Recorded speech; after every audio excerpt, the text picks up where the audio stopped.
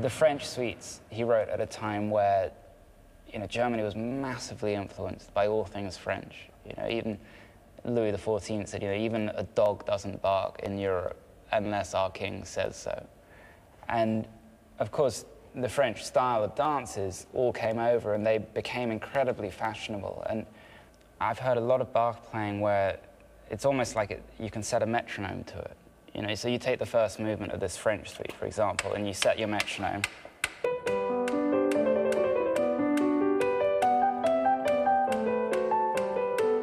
It's, perfectly lovely. I just think this is a love letter, this French suite, and unless you're lucky enough to be incredibly good looking, you don't care what the girl thinks. You actually want to make it a little more,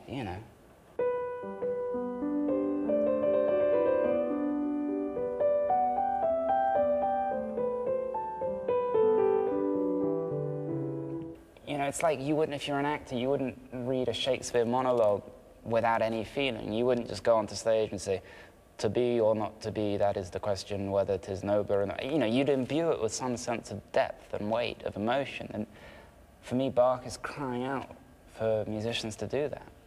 He wrote this for his second wife, 17 years younger than him, which is a bit of a result. He was obviously a bit of a player. And for me, every movement in this French suite represents a kind of stage of the relationship, from the early introductions to the spring in his step when she likes him back, you know what I mean? And then, the love poems he writes and the questions and answers, and finally, when he gets her in the sack and he's like, yay!